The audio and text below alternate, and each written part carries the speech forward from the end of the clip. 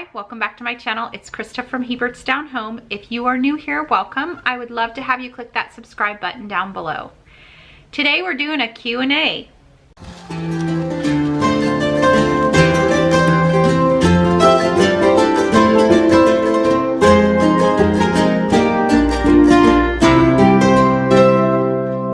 So a few weeks ago, I asked for some Q&A questions, and I was happy that I received some from some of my viewers. I am always happy to take your Q&A questions, and you can post them in the comments below any video, and I'll kind of just gather them up and do a Q&A. I may also just answer your question right there, or I may save your questions for a Q&A video in the future. So if you don't get your question answered, I do read every single comment. On this Q&A video, I just asked for questions about any topic. Okay, so let's get started. The first question is from, and I'm not going to pronounce this right, and I know that you're one of my regulars, but I don't know your name. What I'm seeing is T Markham SQ. It says, what's your family's favorite game to play together? Well, our newest favorite game for the older kids, this is not a good one for younger kids. I think under 8 or 10, this game won't work, but is Ticket to Ride. And I will make a confession to you. I do not like board games in general. Like, I cannot sit still long enough for board games. I hate waiting to take turns. I'm a terrible mother. We recently found the game Ticket to Ride, and I love it. It is so much fun. And yeah, at first you have to do some waiting, especially as you're kind of figuring the game out, and then it gets kind of picks up speed like a freight train, you know. Anyway, but Ticket to Ride is definitely our favorite game for the 8 to 10-year-old and over crowd. For the younger crowd, we enjoy kind of the classics like Uno, and we like Yahtzee as well. We also like a game called Blockus, but that one is a little harder for the younger kids as well, but it's more of kind of a strategy game of getting your pieces on the board.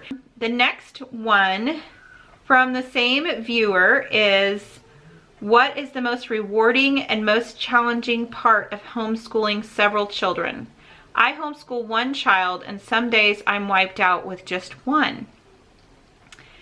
Homeschooling can be exhausting. My favorite part, and I kind of feel like I need to get back to this, my favorite part was when we homeschooled like all together and we did certain subjects like as a group. I love that. I love to do something all together at all different levels, and different kids are kind of getting different things out of it, and I love that. We used to do our history all together, and we used to do a lot of our science all together. Now, as I have gotten kids up into the upper grades, up into the high school grades, we just can't do that anymore. But my younger kids, I still kind of homeschool in a group, but some are reading, some aren't reading, so we're not quite to that point. We'll see. I think we'll get back to that, but we're just not in a season where that works as well. But that is my favorite, is to homeschool all together as a family. Like, just explore and discover things all together. That is so fun for me. The other thing I would say that is my favorite, this is probably my favorite part of homeschooling, is just watching my kids like discover and learn new things and realize they can do it. Like, I am there for those aha moments, just like I was there when they walked, I was there when they read, and I was there when they figured out that they could add and that they can do math, and to me that's exciting. So I have lots of favorite things about homeschooling. She also asked what the most challenging part of homeschooling several children is. And I think sometimes it does feel like some days we're just falling apart, and like everybody's falling apart. And I'm like, okay, I can't help everybody at once.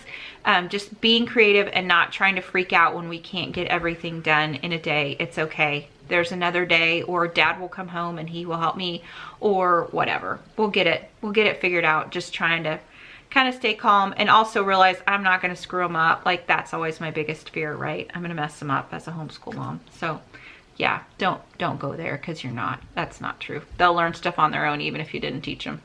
So, okay, and then next question is from Jackie, and she asks about how Monty and I met and how many years we've been married, and I actually decided to make that one into my Valentine's video. So if you want to see that story of how I tried to get Monty fired, you can watch that, and I'll try to put a card up there so that you guys can go back to that video. I think it'll post before this one. So What advice do you have about removing sugar from your diet? Ooh, that's a good one. That's a Trim Healthy Mama question. So my advice is just do it. Just go for it and replace it with lots of healthy on-plan treats at first. Like I just made sure I always had cake in the fridge and ice cream in the freezer that was on plan, and that I could grab something sweet if I needed it. And even though, and to stay off of sugar. I kind of got rid of all the sugar in the house pretty quickly, and I know this doesn't work for everybody, but for my family, my kids were eating my treats anyway, and so I was like, forget it. I'm getting rid of all the sugary stuff in the house, and I don't even have to worry about it now. I don't have to worry about it being a temptation to me. When I go out, I will occasionally have a sliver or a slice of something tiny, but I don't know, sugar is not my craving anymore. It used to be. And I totally think that's why I lost all the weight, was getting off the sugar. It used to be. I used to eat tons of sugary stuff and just loved it. And now that's not really a craving for me anymore. Right now it's the carbs that I'm struggling with. I don't know why. I just want to eat bread all the time. Anyway, so just go for it. Do your best. Keep a lot of stuff on hand. When you feel the urge to eat something sugary, that you can eat something on plan instead. That's my best advice. And it is hard at first. That was probably the thing that kept me off of Trim Healthy Mama for a couple of years. I knew about it. I just didn't want to do it because, you know, the sugar stopped me. But once I did it, it really wasn't as bad as I thought it was going to be. Next question from my friend Lindsay at Family Farmhouse. What does Monty do for his profession? As you saw in the Valentine video, he was doing sales and parts for my parents for many years, and just switched jobs within the last couple of years, and that's been a huge transition for our family. He was super available. I could call him home if I wanted to because he worked for my parents. It was awesome. I could just call him and be like, the house is falling apart. The kids are, you know, running amok. You have to come home. And he would. It wasn't a big deal. My dad would be like, fine, whatever, you know, come back when you can. It was awesome. So we made that huge transition within the last couple of years to him working a real job. No, he had a real job, but to him working a job where he's not as available at all to us. I don't get to talk to him during the day, and that's a real bummer. I mean, we could call him anytime, or I could just run by when he worked for my parents. I'd just run the kids by there. I'd even drop some of them off sometimes. It was awesome, but that's just not our reality anymore. So he works in internal logistics for a large corporation that is not too far away from here. So internal logistics is getting things from here to there in a company. So he helps with those processes. So that's what he does. Lindsay also asks, have you ever had a child who struggles with reading or spelling? Definitely yes. Both. I've had children who have struggled with both. Funny though, now that I think about it, it hasn't been the same kids. It's been different kids struggling with each of them. With spelling, we used All About Spelling, and that was an excellent way that we kind of got around some of that. I learned a ton with All About Spelling too, and I'm a pretty good speller, but there were a lot of kind of rules that I just memorized things, but there was a lot of rules for the English language in there that I was kind of unaware of that really helped me to know the whys of how we spell things. And so as we learned that, that was really helpful. We did All About Spelling with my son Peyton, who's now 14. Some of my other kids have just been natural spellers and really haven't needed hardly any work on spelling.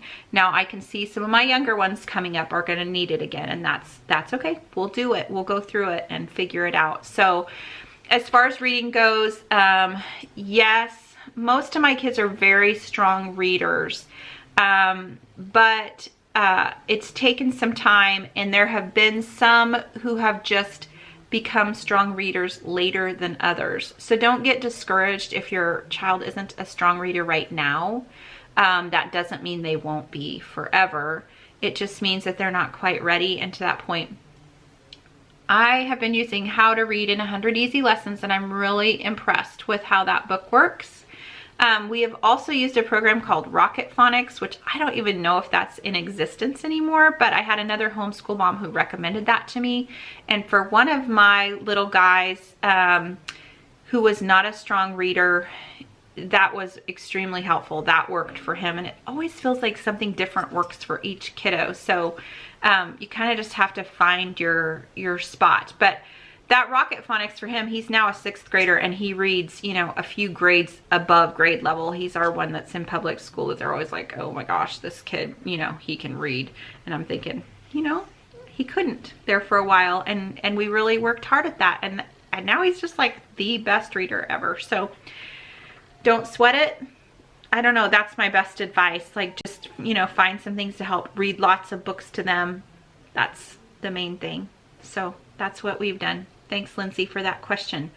And then I have one more question from Katie, who's one of my regular viewers. And she says, what steps do you take to get back on plan when you've gone off for a while? Any tips or tricks would be appreciated. So I started Trim Healthy Mama a little over a year ago, and I have never been off plan until just over Christmas this year, when Monty's dad passed away, and I shared that in some of my other videos. But so this is the first time really trying to get back on plan. When I'm at home, I'm gonna eat on plan, 100%.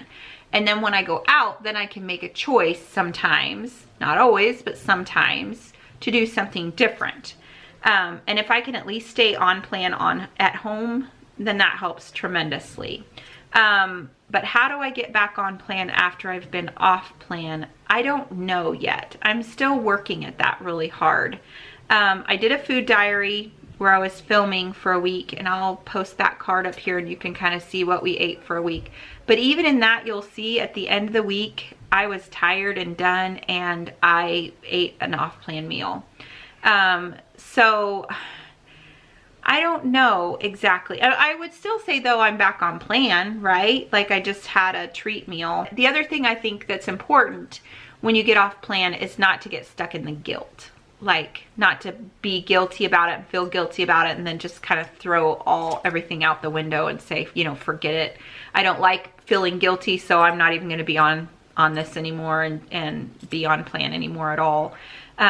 Just to kind of say goodbye to the guilt and be like, okay, that's, you know, that's what happened. I was off plan for a while. I'm getting back on plan. I know how to do it, and I know what to go back to. So just get it done. So I think that's, I don't know if that answers your question, Katie, but that's kind of my best answer at this point in time, because I'm kind of struggling with that too. I want to thank you all for your great questions, and I really appreciate them. And I would love to do more Q&As. So if you guys want more Q&As, ask me more questions, and I'll certainly pull them together and do them. So throw some questions my way as you think of them. Just put them in the comments. Thank you for watching, and we will see you next time. Bye-bye.